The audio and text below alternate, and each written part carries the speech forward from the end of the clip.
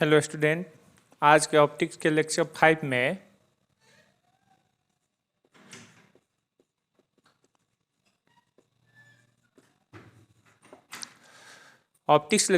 में हम आपको लाइट के जो इम्पोर्टेंट टॉपिक्स है या इम्पोर्टेंट पॉइंट है उसी को आगे बढ़ाएंगे।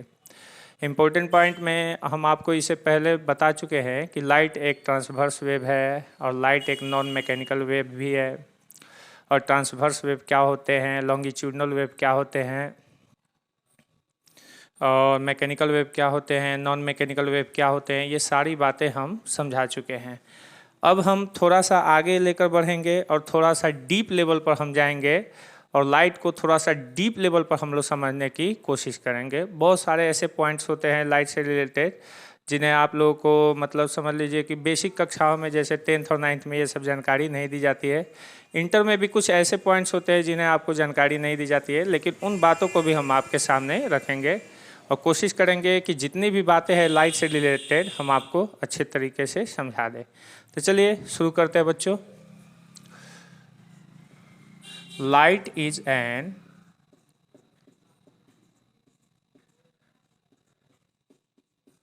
Electromagnetic wave.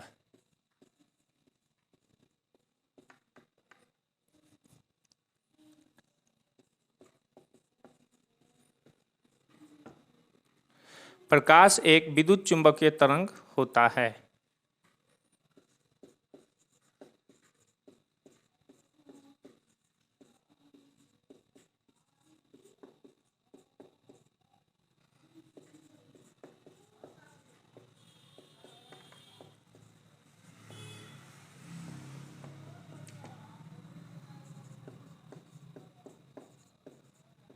देखिए, इलेक्ट्रोमैग्नेटिक वेव क्या होते हैं, इससे समझने से पहले थोड़ा सा हम समझेंगे फील्ड के बारे में। लेकिन फील्ड के बारे में समझने से पहले ये समझ लीजिए बच्चों कि जो इलेक्ट्रोमैग्नेटिक वेव है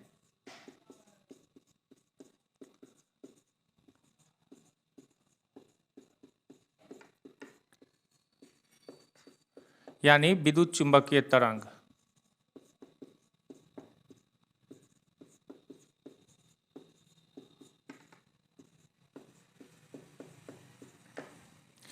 विद्युत चुंबकीय तरंग के बारे में ब्रीफली स्टडी मैक्सवेल के द्वारा किया गया था और उन्होंने इसके रिलेटेड में बहुत सारे इक्वेशंस भी दिए, बहुत सारे एक्सपेरिमेंट भी दिए और उसके बारे में आप लोगों को पढ़ना है बच्चों सेकेंड ईयर के फिजिक्स में। और सेकेंड ईयर के फिजिक्स में आप लोगों को इलेक्ट्रोमैग्नेटिज्म के बाद मैग्नेटिज्म आता है और मैग्नेटिज्म के बाद आपको इलेक्ट्रोमैग्नेटिक वेव पढ़ना होता है। तो इलेक्ट्रोमैग्नेटिक वेव का ब्रीफली स्टडी किसने किया था? मैक्सवेल ने।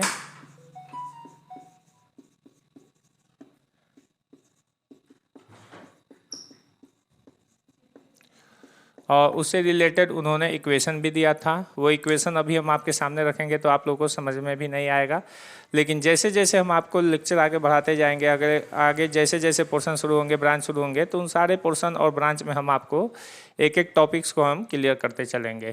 तो देखिए बच्चों, जितने भी वेव्स होते हैं उन्हें दो कैटेगरी में भी रखा जाता है, इलेक्ट्रिकल प्रॉपर्टी और मैग्नेटिक प्रॉपर्टी के बेस पे। तो जो वेव्स इलेक्ट्रिकल फील्ड और मैग्नेटिक फील्ड में इफेक्टेड होते हैं उन्हें इलेक्ट्रोमैग्नेटिक वेव्स कहा जाता है।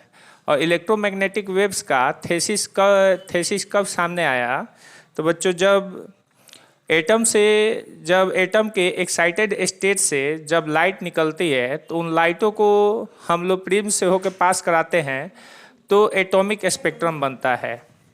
और वो एटॉमिक स्पेक्ट्रम जो होता है लाइमन, बामर, पास्चन, ब्रैकेट और पीफॉन्ड में बनता है। और इन पांचों स्पेक्ट्रमों को, जो एटॉमिक स्पेक्ट्रम होते हैं, इनको जब इलेक्ट्रिक फील्ड से पास कराया गया तो ये पतली पतली लाइन में स्प्लिट कर गई। मैग्नेटिक फील्ड से पास कराया गया तो भी ये पतली पतली लाइन में स्प्लिट कर गई। तो यहाँ पे स्टार्क इफेक्ट और जीमान इफेक्ट द्वारा इसको स्टडी किया गया। और ये दो साइंटिस्ट ऐसे थे जिन्होंने ये देखा कि लाइट जो होते हैं वो इलेक्ट्रिक फील्ड में भी ये इफेक्टेड होते हैं और मैग्नेटिक फील्ड में भी इफेक्टेड होते हैं। तो आगे चल के वेव्स के ऊपर इलेक्ट्रोमैग्नेटिक थ्योरी का मतलब कॉन्सेप्ट लगा। ठीक है, तो इसमें जितने भी वेव्स आपको मतलब देखने को मिलेंगे वो दो कैटेगरी में बढ़ जाएंगे, एक इलेक्ट्रोमैग्नेटिक वेव्स और दूसरा होता है नॉन इलेक्ट्रोमैग्नेटिक वेव्स। तो समझिए कि all the waves are electromagnetic wave.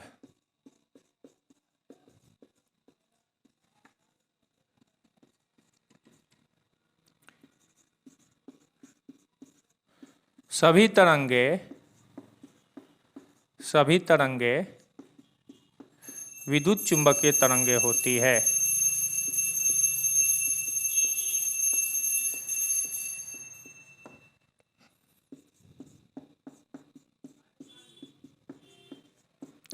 सभी तरंगे जो होती है विद्युत चुंबकीय तरंगे होती है, ये बात आप जानते हैं बच्चों। एक्सेप्शन में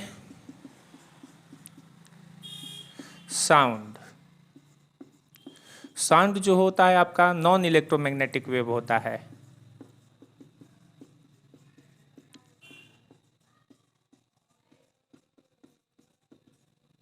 नॉन इलेक्ट्रोमैग्नेटिक वेव यानी अपवाद में आपके ध्वनि होता है। ध्वनि क्या होता है बच्चों? अविद्युत चुंबकीय तरंग होता है।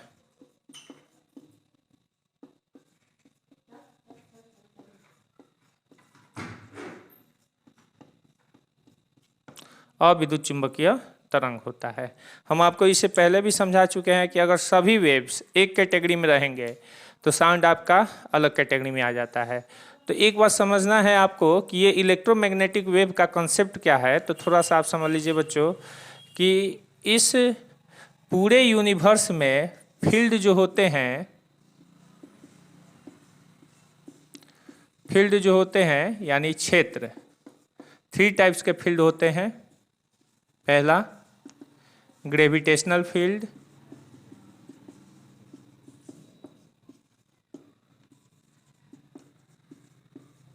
दूसरा है इलेक्ट्रिकल फील्ड,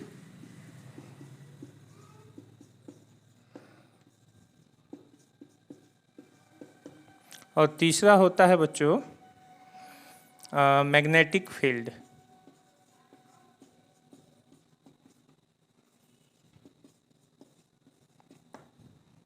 इसको हिंदी में लिखेंगे बच्चों,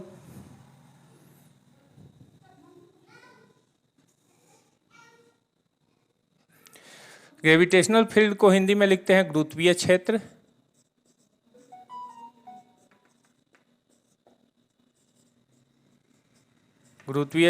दूसरा होता है विद्युतीय क्षेत्र,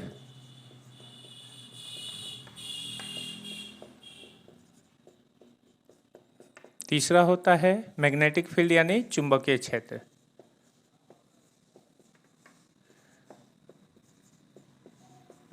ठीक है बच्चों, ये सारे 3 ही फील्ड होते हैं बच्चों। अगर आपसे पूछा जाए कि ये 3 फील्ड्स आप कहाँ पे देखने को मिलता है, तो सबसे पहले तो आप अर्थ पे हो तो हमेशा ग्रेविटेशन फोर्स आपको खींचता है, ग्रेविटेशनल फोर्स हमेशा खींचता है। तो ग्रेविटेशनल फोर्स का एक एरिया है अर्थ के सराउंडिंग में, उसी फील्ड को हम ग्रेविटेशनल फील्ड कहते हैं। उस फील्ड के अंदर कोई भी अगर मैसिव पार्टिकल आती है तो उसे अर्थ अपने सेंटर की तरफ खींच लेगी। ठीक है, तो गुरुत्वीय क्षेत्र जो होता है ये क्रिएट होता है ड्यू टू मास, यानी द्रव्यमान के कारण। किसके कारण क्रिएट होता है? द्रव्यमान के कारण।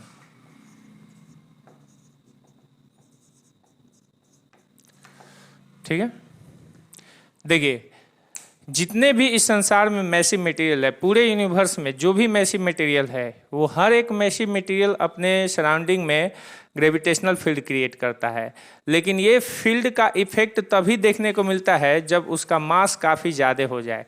जैसे सन का मास काफ़ी अधिक है, प्लैनेट्स, जितने भी प्लैनेट्स होते हैं उनके भी मास काफ़ी अधिक है, तो इनका ग्रेविटेशनल फोर्स और इनका फील्ड आपको ऑब्जर्वेशन में मिल जाएगा। लेकिन हम लोग भी ग्रेविटेशनल फील्ड क्रिएट करते हैं, ग्रेविटेशनल फोर्स भी लगाते हैं, लेकिन हम लोग का मास इतना कम होता है कि वो उतना इफेक्टिव ग्रेविटेशनल फील्ड या ग्रेविटेशनल फोर्स किसी अदर पार्टिकल पर नहीं अप्लाई कर पाता है। ठीक है, तो ग्रेविटेशनल फील्ड और ग्रेविटेशनल फोर्स हेवी मास के ही अंडर कंडीशन में देखने को मिलते हैं। ठीक है, तो अब देखिए बच्चों, जैसे ये अर्थ है, सपोज दैट ये अर्थ है, तो इसके सराउंडिंग में ऐसा माना जाता है कि इसके सराउंडिंग में मतलब लगभग अर्थ सरफेस से 3600 किलोमीटर तक आपको मतलब ग्रेविटेशनल फील्ड देखने को मिल जाता है। उसके बाद जैसे जैसे आगे हम जाते हैं वैसे वैसे ग्रेविटेशनल फील्ड का इफेक्ट कम होते जाता है, मतलब लगभग नगण्य हो जाता है। ठीक है, तो एक बात तो समझ गए कि ये जो ग्रेविटेशनल फील्ड होता है ये मास के कारण क्रिएट होता है, और ग्रेविटेशनल फील्ड और ग्रेविटेशनल फोर्स के संदर्भ में किसने सबसे पहले लॉ दिया था? सर आइजैक न्यूटन ने।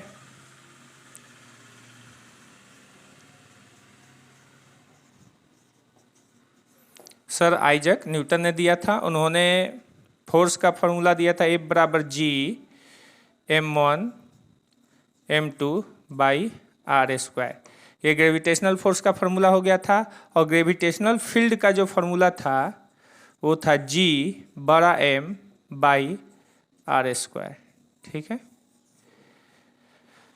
तो इस प्रकार से बच्चों आपको मतलब ग्रेविटेशनल फील्ड और ग्रेविटेशनल फोर्स आप लोगों को 11th में पढ़ने को मिलता है, और आगे जैसे ही आप लोग बढ़ेंगे तो 12th में आएंगे तो आपको इलेक्ट्रिकल फील्ड और मैग्नेटिक फील्ड दोनों आपको पढ़ने को मिल जाता है बच्चों।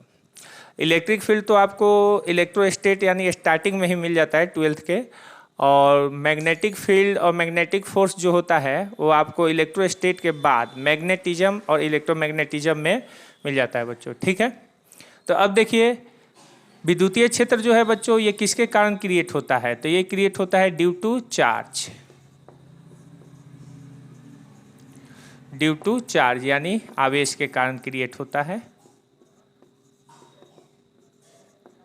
ठीक है, और कोई भी चार्ज बॉडी अपने सराउंडिंग में इलेक्ट्रिक फील्ड क्रिएट करता है, चाहे वो पॉजिटिव चार्ज बॉडी हो या निगेटिव चार्ज बॉडी हो। ठीक है बच्चों, थोड़ा सा हम यहाँ पे ये डाटा लिख देते हैं। जैसे पॉजिटिव चार्ज बॉडी होता है तो उससे इलेक्ट्रिक फील्ड आउटवर्ड होता है,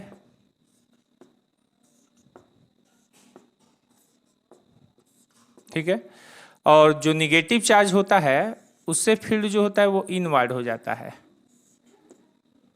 उससे जो निगेटिव चार्ज से बनने वाला फील्ड जो होता है वो इनवर्ड होता है, और पॉजिटिव चार्ज से बनने वाला फील्ड आउटवर्ड होता है। ये बात आप समझ लीजिए बच्चों, ये आप लोग 12th के इलेक्ट्रोस्टेट में पढ़े भी होंगे। और इस फील्ड में कोई अगर अदर चार्ज बॉडी आती है तो वो या तो अट्रैक्शन फोर्स फील करेगा या रिपल्सन फोर्स फील करेगा। जैसे यहाँ पर अगर प्लस चार्ज बॉडी कोई लेकर आते हैं तो ये रिपल्स हो जाएगा, और माइनस चार्ज बॉडी अगर कोई लेकर आते हैं तो ये अट्रैक्ट हो जाता है। ठीक है, और ग्रेविटेशनल फील्ड में अगर कोई भी मैसिव पार्टिकल लेकर आते हैं तो ये केवल अट्रैक्ट होता है, रिपल्स नहीं होता है। ग्रेविटेशनल फील्ड के अंदर कोई भी मैसिव पार्टिकल केवल अट्रैक्ट होता है, यानी ग्रेविटेशनल फील्ड में ग्रेविटेशनल फोर्स केवल अट्रैक्शन फोर्स लगा सकता है, रिपल्सन फोर्स नहीं लगा सकता है। जबकि इलेक्ट्रिक फील्ड में इलेक्ट्रिकल फोर्स जो होता है अट्रैक्शन फोर्स भी शो करता है और रिपल्सन फोर्स भी शो करता है। डिपेंड करता है कि उस फील्ड में पॉजिटिव चार्ज पार्टिकल है कि निगेटिव चार्ज पार्टिकल है, और वो फील्ड जो बना है वो पॉजिटिव चार्ज के कारण बना है कि निगेटिव चार्ज के कारण बना है। अगर ये निगेटिव चार्ज के कारण बना हुआ फील्ड है तो इसमें अगर पॉजिटिव चार्ज आप लेकर आओगे तो ये अट्रैक्शन फोर्स फील करेगा, और अगर यहाँ पे निगेटिव चार्ज लेकर आओगे तो वो रिपल्सन फोर्स फील करेगा। तो इसमें क्या होता है कि सेम चार्ज जो होते हैं एक दूसरे को अट्रैक्ट करते हैं और अपोजिट चार्ज एक दूसरे को रिपल्स करते हैं। और इस फील्ड के संदर्भ में सबसे पहले जिन्होंने स्टडी किया था वो थे C.A. कूलम्ब, और उन्होंने इलेक्ट्रिकल फोर्स का फॉर्मूला भी दिया था बच्चों, और वो फार्मूला हो गया था आप लोग का F = K Q1 Q2 by r square, और इलेक्ट्रिक फील्ड इंटेंसिटी का फार्मूला बना था बच्चों ये K Q by r square. ये आप लोगों का इलेक्ट्रिक फील्ड और ग्रेविटेशनल फील्ड का शॉर्ट कंसेप्ट हम बता चुके हैं। अब आता है बच्चों मैग्नेटिक फील्ड। तो मैग्नेटिक फील्ड बच्चों दो कारणों से बनता है। एक होता है मूविंग चार्ज, मूविंग चार्ज यानी गतिमान आवेश के कारण, गतिमान आवेश के कारण जो होता है मैग्नेटिक फील्ड बनता है। देखिए चार्ज को 3 कंडीशन में हम रख सकते हैं। पहला, अगर चार्ज पार्टिकल रेस्ट कंडीशन में रहता है तो वो केवल इलेक्ट्रिक फील्ड जनरेट करता है। अगर चार्ज मोशन कंडीशन में है तो मोशन कंडीशन में भी दो टाइप्स के मोशन हो जाते हैं। पहला एक यूनिफॉर्म मोशन और दूसरा होता है एक्सेलरेटेड मोशन। यूनिफॉर्म मोशन में क्या होता है कि वेलोसिटी नहीं तो बढ़ती है नहीं घटती है, उसमें वेलोसिटी कांस्टेंट रहती है। तो जब कोई चार्ज पार्टिकल यूनिफॉर्म मोशन से वो चलता है तो उस समय वो केवल इलेक्ट्रिक फील्ड और मैग्नेटिक फील्ड जनरेट करता है। अगर चार्ज पार्टिकल एक्सेलरेटेड मोशन से चलता है तो उस कंडीशन में वो इलेक्ट्रिक फील्ड प्लस में मैग्नेटिक फील्ड और इलेक्ट्रोमैग्नेटिक रेडिएशन प्रोड्यूस करता है। जैसे अगर आपका इलेक्ट्रिक बल्ब अगर इलेक्ट्रिक बल्ब है तो उसमें चार्ज पार्टिकल एक्सेलरेटेड मोशन करता है, लेकिन वायर में आपका चार्ज पार्टिकल कंटिन्यूअस मोशन करता है। तो किसी भी वायर के सराउंडिंग में मैग्नेटिक फील्ड जनरेट होता है और उसके अंदर इलेक्ट्रिक फील्ड होता है। लेकिन अगर बल्ब में देखा जाए बच्चों तो बल्ब में क्या होता है कि इलेक्ट्रिक फील्ड प्लस में मैग्नेटिक फील्ड के साथ साथ रेडिएशन भी प्रोड्यूस होता है। तो चार्ज के किसी भी चार्ज पार्टिकल को आप 3 कंडीशन में रख सकते हैं और 3 कंडीशन में अलग अलग कंडीशन में अलग अलग फील्ड देखने को मिल जाते हैं। जैसे रेस्ट कंडीशन में इलेक्ट्रिक फील्ड, कंटिन्यूअस मोशन में electric field plus magnetic field और एक्सेलरेटेड मोशन में electric field plus magnetic field और इलेक्ट्रोमैग्नेटिक रेडिएशन यानी लाइट, ये तीनों क्रिएट हो जाते हैं। ठीक है। तो मूविंग चार्ज के कारण मैग्नेटिक फील्ड बनता है यानी गतिमान आवेश के कारण। ठीक है। और इसके संदर्भ में ऑस्ट्रेट साहब अपना एक्सपेरिमेंट दिए थे, एम्पियर सर्किटल लॉ था, बायो-सेवर्ट लॉ था और बहुत सारे लॉ आते हैं। लेकिन दूसरा जो होता है बच्चों मैग्नेट के कारण, मैग्नेट यानी चुंबक के कारण। तो चुंबक के कारण मैग्नेटिक फील्ड बनता है। तो इसमें अक्सर कूलॉम्स के ही लॉ आते हैं मैग्नेटिक फील्ड में ही। मैग्नेटिक फील्ड में जब मैग्नेट से मैग्नेटिक फील्ड जनरेट होता है और उसमें जो मैग्नेटिकल फोर्स लगता है तो उसमें ज़बरदस्ती कूलॉम्स के ही लॉ को हम लोग घुसाते हैं। लेकिन मूविंग चार्ज में जब मैग्नेटिक फील्ड बनता है और उसमें जब फोर्स लगता है तो उसमें आपके ऑस्ट्रेट साहब आते हैं, बायो-सेवर्ट साहब आते हैं और एम्पियर साहब आते हैं और लॉरेंस साहब आते हैं। लॉरेंस साहब ये बताते हैं कि फोर्स कितना लगेगा। ठीक है बच्चों। तो ये कहानी थी बच्चों 3 फील्ड्स के बारे में। अब आता है कि ये इलेक्ट्रिक फील्ड और प्लस मैग्नेटिक फील्ड और प्लस में ग्रेविटेशनल फील्ड। अगर देखा जाए अर्थ, तो अर्थ हमारी अर्थ है वो ग्रेविटेशनल फील्ड के साथ साथ मैग्नेटिक फील्ड भी क्रिएट करती है। ये आप लोगों को अर्थ मैग्नेटिज्म में पढ़ने को मिलेगा बच्चों। ठीक है। आप लोग 11th में पढ़ेंगे ग्रेविटेशनल चैप्टर, तो ये प्रूव करेगा कि अर्थ जो है ग्रेविटेशनल फील्ड क्रिएट करती है। लेकिन अगर आप थोड़ा सा आ जाएंगे मैग्नेटिज्म में तो मैग्नेटिज्म में आपको ये भी पढ़ने को मिलेगा कि अर्थ जो होती है वो मैग्नेटिक फील्ड भी क्रिएट करती है। ठीक है। तो यहाँ से ये बात प्रूव हो गई कि हम लोग जब अर्थ पे हैं तो हम लोग 2 फील्ड के अंदर हैं, एक ग्रेविटेशनल फील्ड और एक मैग्नेटिक फील्ड। ग्रेविटेशनल फील्ड के कारण हमारे अंदर वेट होता है और मैग्नेटिक फील्ड के कारण ऐसा बोला जाता है कि आप उत्तर दिशा और दक्षिण दिशा की तरफ आप सर और पैर करके नहीं सो सकते हैं। यानी सर आपका उत्तर दिशा नहीं होना चाहिए और पैर आपका दक्षिण दिशा नहीं होना चाहिए, क्योंकि आप जानते हैं कि आपका ब्लड है और ब्लड में हीमोग्लोबिन होता है और हीमोग्लोबिन में आयरन की मात्रा पाई जाती है। ठीक है। तो मैग्नेटिक फील्ड के अंदर आपका मतलब क्या होता है कि सारा आयरन कहीं अगर उस मैग्नेटिक फील्ड के अंदर इफेक्ट में आ गया तो सारा आयरन आपके सर के तरफ चला आएगा और सर के तरफ चला आ जाएगा तो सुबह उठिएगा तो सर आपको भारी लगेगा। तो ये कहानी होती है बच्चों मैग्नेटिक फील्ड की। और अर्थ मैग्नेटिज्म में आपको मैग्नेटिक फील्ड के बारे में बहुत अच्छे से पढ़ने को मिलता है। ठीक है। तो इसको आप लोग नोट कर लीजिए बच्चों।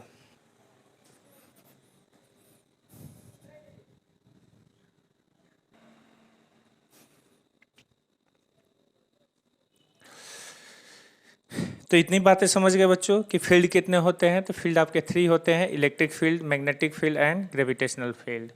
तो इन्हीं फील्ड का इफेक्ट किसी न तो किसी पार्टिकल पर अगर पड़ता है तो कहीं न तो कहीं ऐसा माना जाता है कि वो फील्ड अगर इलेक्ट्रिक फील्ड का प्रभाव पड़ता है तो वो कहीं नहीं तो कहीं उसके अंदर इलेक्ट्रिकल प्रॉपर्टी मौजूद है। अगर मैग्नेटिक फील्ड का इफेक्ट उसके ऊपर पड़ रहा है तो कहीं नहीं तो कहीं उसके अंदर मैग्नेटिक प्रॉपर्टी भी मौजूद है। और अगर ग्रेविटेशनल फील्ड का भी इफेक्ट पड़ रहा है तो कहीं नहीं तो कहीं उसके अंदर ग्रेविटेशनल प्रॉपर्टी भी मौजूद है। तो ग्रेविटेशनल प्रॉपर्टी किसके कारण आता है? तो मास के कारण आता है। इलेक्ट्रिकल प्रॉपर्टी किसके कारण आता है? तो चार्ज के कारण आता है। और मैग्नेटिक प्रॉपर्टी किसके कारण आता है? तो या तो मैग्नेट के कारण आता है और नहीं तो ये मूविंग चार्ज के कारण आता है। ठीक है बच्चों, तो ऐसा माना जाता है कि लाइट एक इलेक्ट्रोमैग्नेटिक वेव है, तो कहीं नहीं तो कहीं इसके अंदर इलेक्ट्रिकल प्रॉपर्टी भी है और मैग्नेटिक प्रॉपर्टी भी है। तो जिस पार्टिकल के अंदर इलेक्ट्रिक प्रॉपर्टी आ जाए, इलेक्ट्रिकल प्रॉपर्टी आ जाए, तो समझ जाइए कि उसके अंदर मैग्नेटिक प्रॉपर्टी मौजूद रहेगा ही रहेगा। जैसे एग्जांपल में हम आपको बता दें कि इलेक्ट्रिसिटी से आप मैग्नेट बनाते हैं, किसके हेल्प से? तो सोलेनॉइड के हेल्प से, परिनालिका। ठीक है, तो इलेक्ट्रिसिटी से अगर आप मैग्नेट बनाते हैं तो मैग्नेट से आप इलेक्ट्रिसिटी भी जनरेट करते हैं। जैसे आपका जनरेटर, एसी जनरेटर और डीसी जनरेटर, यानी डायनेमो और AC generator, alternating current generator. ठीक है, तो इसमें क्या होता है कि एसी जनरेटर जो होता है वो मैग्नेटिक प्रॉपर्टी से इलेक्ट्रिकल प्रॉपर्टी देता है, और सोलेनॉइड क्या होता है? तो इलेक्ट्रिक प्रॉपर्टी से आपको मैग्नेटिक प्रॉपर्टी देता है। तो अगर किसी पार्टिकल के अंदर इलेक्ट्रिकल प्रॉपर्टी आ गया तो उसके अंदर ऑटोमेटिक कहीं नहीं तो कहीं मैग्नेटिक प्रॉपर्टी मौजूद रहेगा। बच्चों ये बात एकदम समझ लीजिए, नोट कर लीजिए अपने माइंड में। और जिस पार्टिकल के अंदर इलेक्ट्रिकल प्रॉपर्टी और मैग्नेटिकल प्रॉपर्टी दोनों आ गए तो वो इलेक्ट्रिक फील्ड और मैग्नेटिक फील्ड में इफेक्टेड होंगे। और इसी बात को प्रूव किया गया इलेक्ट्रोमैग्नेटिक थ्योरी में मैक्सवेल के द्वारा। तो क्वेश्चन ये उठता है कि लाइट आपका इलेक्ट्रिकल प्रॉपर्टी कैसे शो करता है? तो हम आपको बता दें, आप लोग देखे हैं सोलार प्लेट, यानी सोलर प्लेट जो छत पे लगे रहते हैं, उसके ऊपर लाइट जब पड़ता है तो वो इलेक्ट्रिसिटी जनरेट कर देता है। तो कहीं नहीं तो कहीं लाइट जो है इलेक्ट्रिकल प्रॉपर्टी शो कर रहा है, इसलिए लाइट एनर्जी किस में कन्वर्ट हो जाता है? इलेक्ट्रिक एनर्जी में कन्वर्ट हो जाता है। तो जब लाइट अगर इलेक्ट्रिक एनर्जी में कन्वर्ट हो रहा है तो उसके अंदर मैग्नेटिक प्रॉपर्टी भी होगा। तो आगे चल के जब थ्योरी डेवलप हुआ, इलेक्ट्रोमैग्नेटिक वेव का कॉन्सेप्ट जब जनरेट हुआ, तो ऐसा माना गया during the propagation of the light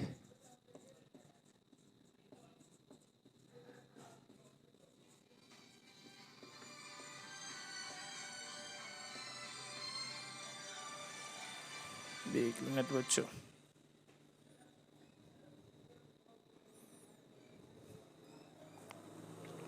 during the propagation of the light,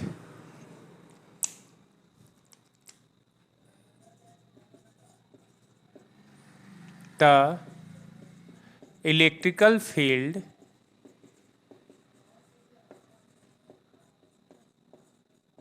and magnetical field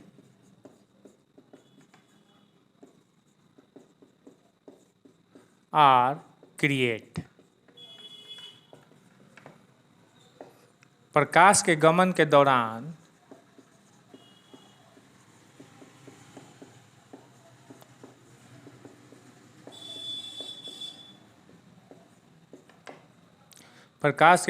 के दौरान विद्युतीय क्षेत्र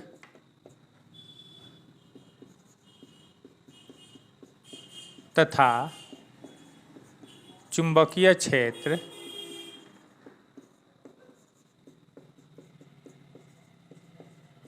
उत्पन्न होता है। ठीक है, अब देखिए बच्चों, प्रकाश के गमन के दौरान विद्युतीय क्षेत्र और चुंबकीय क्षेत्र उत्पन्न होता है। यानी लाइट अगर चलता है तो वो इलेक्ट्रिक फील्ड भी क्रिएट करता है और मैग्नेटिक फील्ड भी क्रिएट करता है।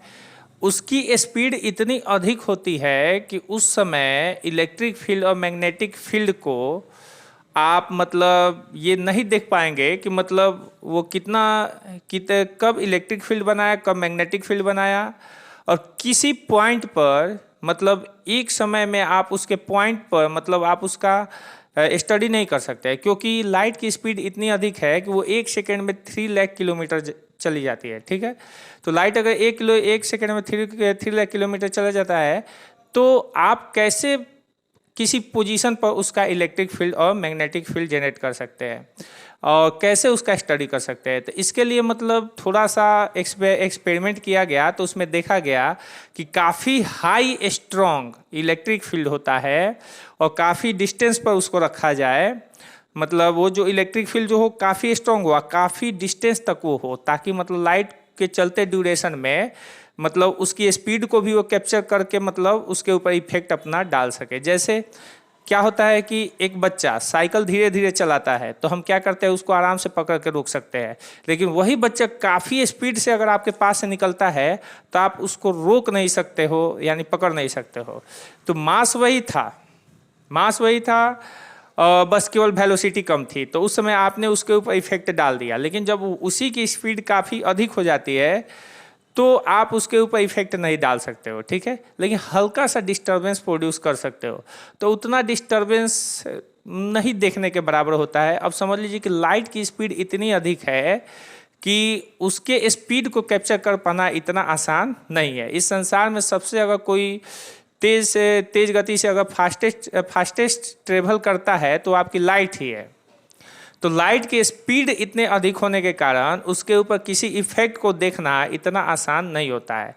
लेकिन ऐसा देखा गया कि लाइट जब प्रोपगेट करती है, गमन करती है किसी भी मीडियम में, तो वो इलेक्ट्रिक फील्ड और मैग्नेटिक फील्ड दोनों जनरेट करती है। तो इलेक्ट्रिक फील्ड और मैग्नेटिक फील्ड कैसे जनरेट होता है, तो ये समझ लीजिए बच्चों, यहाँ पर थोड़ा सा आपको मिल जाएगा।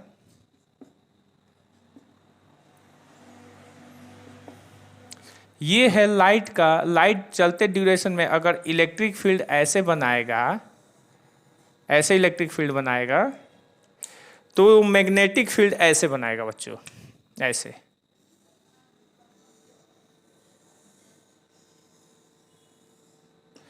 मतलब समझ लीजिए कि परपेंडिकुलर एक दूसरे से बनाएगा, ठीक है। यानी अगर इलेक्ट्रिक फील्ड ऐसे बन रहा है, उसका इलेक्ट्रिक फील्ड ऐसे बन रहा है, तो मैग्नेटिक फील्ड ऐसे बनेगा, ठीक है, यानी एक दूसरे के परपेंडिकुलर।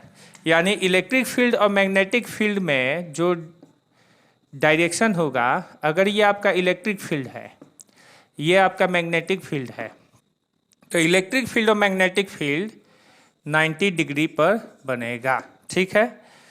और इलेक्ट्रिक फील्ड और मैग्नेटिक फील्ड में लाइट जो होती है डिफ्लेक्टेड होती है, तो वो वीक इलेक्ट्रिक फील्ड लगाइएगा और वीक मैग्नेटिक फील्ड लगाइएगा तो वो लाइट को डिफ्लेक्ट नहीं कर सकती है, ठीक है। लेकिन अगर आप स्ट्रॉन्ग इलेक्ट्रिक फील्ड और स्ट्रॉन्ग मैग्नेटिक फील्ड लगाते हैं तो वो लाइट को डिफ्लेक्टेड कर देगा, ठीक है बच्चों। तो हम ऐसे लिखते हैं, in the strong magnetic field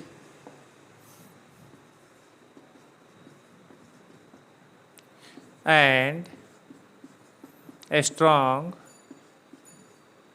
electric field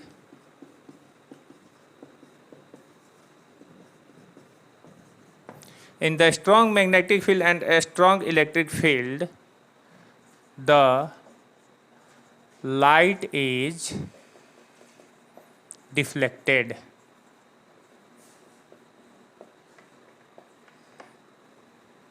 शक्तिशाली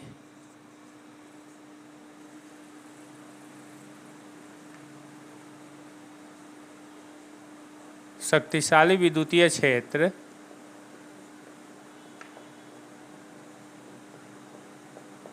तथा चुंबकीय क्षेत्र में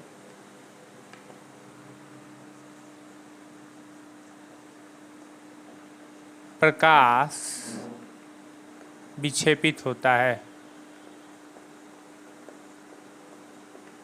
शक्तिशाली विद्युतीय क्षेत्र तथा चुंबकीय क्षेत्र में प्रकाश विक्षेपित होता है, ठीक है।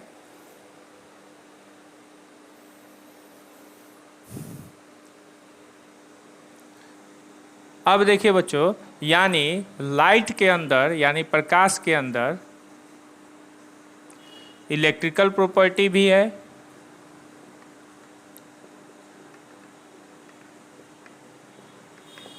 और मैग्नेटिकल प्रॉपर्टी भी है।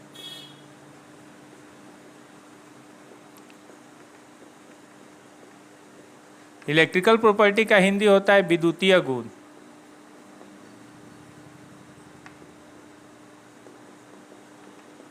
और मैग्नेटिकल प्रॉपर्टी का हिंदी होता है चुंबकीय गुण। तो ये बात प्रूव हो गई बच्चों कि लाइट इलेक्ट्रोमैग्नेटिक वेव क्यों है, क्योंकि इसके अंदर इलेक्ट्रिकल प्रॉपर्टी भी मौजूद है और मैग्नेटिक प्रॉपर्टी भी मौजूद है। और दूसरी बात कि ये अपने प्रोपगेशन के दौरान यानी गमन के दौरान किसी मीडियम में ये इलेक्ट्रिक फील्ड भी जनरेट करता है और मैग्नेटिक फील्ड भी जनरेट करता है। और उसका इलेक्ट्रिक फील्ड और मैग्नेटिक फील्ड एक दूसरे के हमेशा परपेंडिकुलर होता है, यानी हर एक पॉइंट पर वो अपना इलेक्ट्रिक फील्ड और मैग्नेटिक फील्ड जनरेट करेगा। तो उस पॉइंट पर इलेक्ट्रिक फील्ड का जो कंपोनेंट होगा मैग्नेटिक फील्ड के हमेशा परपेंडिकुलर रहेगा। ये बात याद रखिएगा, यानी component of electric field perpendicular to magnetic field. ठीक है।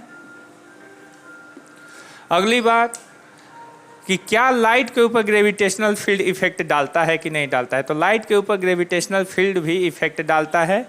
एज एग्जाम्पल, पहले एक बार थोड़ा सा एक्सपेरिमेंटल लेवल पर समझ लीजिए कि आप जानते हैं कि एटम दो स्टेट में रहता है। एटम दो स्टेट में रहता है, पहला ग्राउंड स्टेट और दूसरा एक्साइटेड स्टेट, यानी सामान्य अवस्था उत्तेजित अवस्था। ये एटम के ऑर्बिट्स हैं और ऑर्बिट्स में इलेक्ट्रॉन रहते हैं। आप एक बात समझ लीजिए बच्चों कि अगर एटम में ऑर्बिट्स के जो इलेक्ट्रॉन होते हैं तो हर ऑर्बिट में इलेक्ट्रॉन मौजूद रहते हैं और एक सर्टेन ऑर्बिट में एक सर्टेन नंबर ऑफ इलेक्ट्रॉन मौजूद रहते हैं और एक सर्टेन ऑर्बिट में उसी के इलेक्ट्रॉन उस पोजीशन पर मौजूद रहते हैं। तो अगर किसी सर्टेन ऑर्बिट का इलेक्ट्रॉन अपने ही ऑर्बिट में रहता है तो उस कंडीशन में हम कहते हैं कि एटम जो होता है ग्राउंड स्टेट में होता है। लेकिन सर्टेन ऑर्बिट का इलेक्ट्रॉन जब अपने ऑर्बिट को छोड़कर या तो हायर ऑर्बिट में चला जाता है या लोअर ऑर्बिट में आता है तो उस समय एटम जो होता है एक्साइटेड स्टेट में आ जाता है। तो एटम जब एक्साइटेड स्टेट में आता है तो वो या तो एनर्जी को इमिट करता है, नहीं तो एनर्जी को ऑब्जर्व करता है। एनर्जी को जब वो इमिट करता है वो फोटोन के रूप में इमिट करता है, यानी लाइट के रूप में इमिट करता है। तो चलिए हम थोड़ा सा आपको समझाते हैं कि देखिए, जब अगर एटम का ये इलेक्ट्रॉन हायर ऑर्बिट से लोअर ऑर्बिट में आता है तो वो एनर्जी को इमिट करता है। ठीक है। और यहाँ पे एनर्जी जो इमिट होता है वो फोटोन के रूप में होता है। फोटोन यानी लाइट यानी प्रकाश। और जब इस लाइट को प्रिज्म से हम पास कराते हैं, इस लाइट को हम प्रिज्म से पास कराते हैं, यानी एक्साइटेड स्टेट ऑफ एटम में जो लाइट इमिट होती है फोटोन,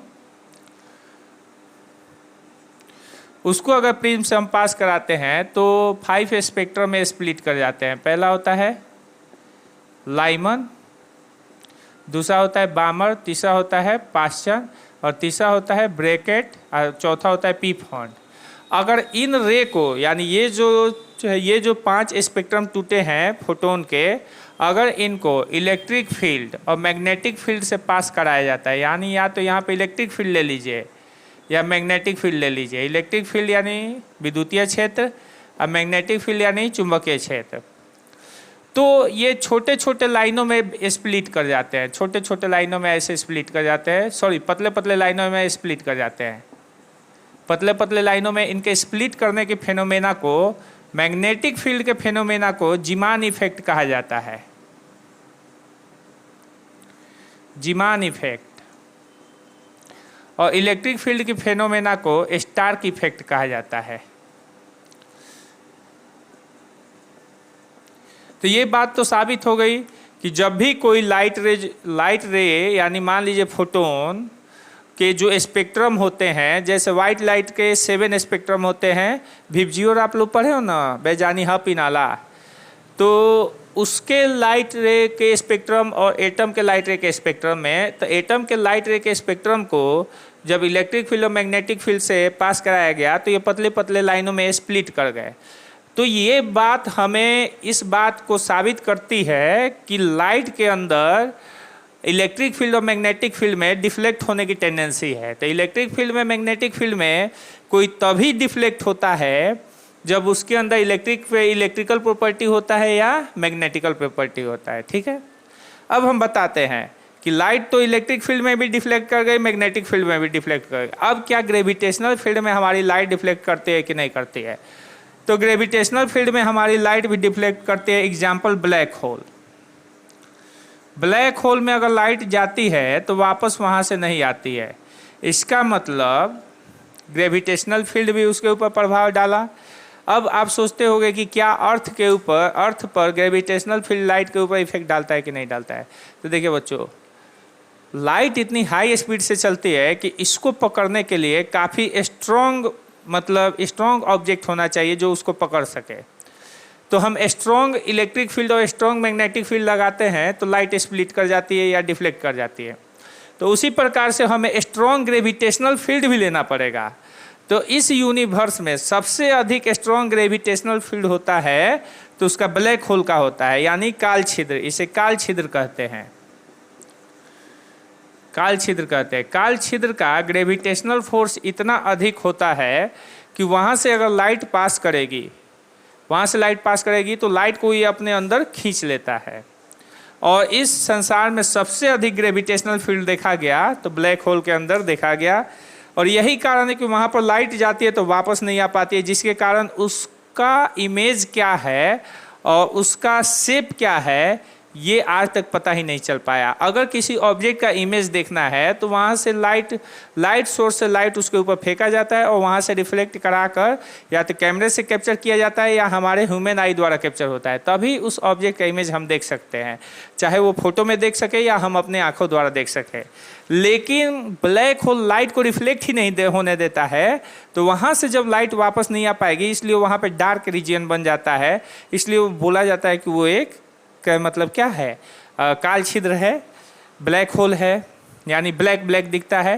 तो इसलिए उसका अभी तक क्लियर इमेज नहीं मिल पाया बच्चों। ठीक है, तो समझ लीजिए कि ग्रेविटेशनल फील्ड भी लाइट के ऊपर इफेक्ट डालती है, डालती है। और यहाँ पर इस बात को सबसे पहले प्रूव किसने किया था? तो अल्बर्ट आइंस्टाइन ने किया था।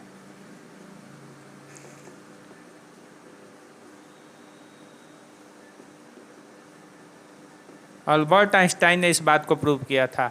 जब अल्बर्ट आइंस्टाइन साहब वैज्ञानिकों के सम्मेलन में गए और उन्होंने बताया कि हम इस थ्योरी पर रिसर्च कर रहे हैं कि लाइट के ऊपर ग्रेविटेशनल फोर्स भी कार्य करता है, तो सभी वैज्ञानिकों ने उनका काफ़ी मजाक बनाया था। लेकिन आगे चल के उन्होंने इस बात को एक्सपेरिमेंटल लेवल पर प्रूव किया और तब जाकर लोगों को समझ में आया कि नहीं, लाइट के ऊपर ग्रेविटेशनल फील्ड भी इफेक्ट करता है। तो इससे ये पता चलता है कि जब लाइट के ऊपर ग्रेविटेशनल फील्ड इफेक्ट कर रहा है, और ग्रेविटेशनल फील्ड जो होता है मास के कारण क्रिएट करता है, मास के कारण क्रिएट होता है, और ग्रेविटेशनल फील्ड में केवल मैसिव पार्टिकल पे ही ग्रेविटेशनल फोर्स लगता है। यानी तो इस बात से ये भी साबित हो गया कि लाइट के अंदर जो होता है मास होता है। ठीक है बच्चों, लाइट के अंदर मास होता है, ये बात भी साबित हो गया। कब? जब लाइट के ऊपर ग्रेविटेशनल फोर्स इफेक्ट डाला तब। ठीक है बच्चों, और इस बात को किसने स्टडी किया? अल्बर्ट आइंस्टाइन ने। यानी लाइट के अंदर इलेक्ट्रिकल प्रॉपर्टी भी आ गया, मैग्नेटिक प्रॉपर्टी भी आ गया, और इसके अंदर क्या हो गया? ग्रेविटेशनल प्रॉपर्टी भी आ गया, यानी लाइट के अंदर मास भी आ गया। तो इन तीनों चीज़ों को हम डीपली लेवल पर जाकर मतलब इसी ऑप्टिक्स में हम लोग पढ़ेंगे। तो ये सब बातें नोट करके एकदम माइंड में रखिएगा, क्योंकि यही चीज़ें आगे चल के प्रूव होंगी। ठीक है, तो इसी चीज़ को हम लोग आगे चल के प्रूव करेंगे। आज का लेक्चर इतना ही पे रहने देते हैं बच्चों।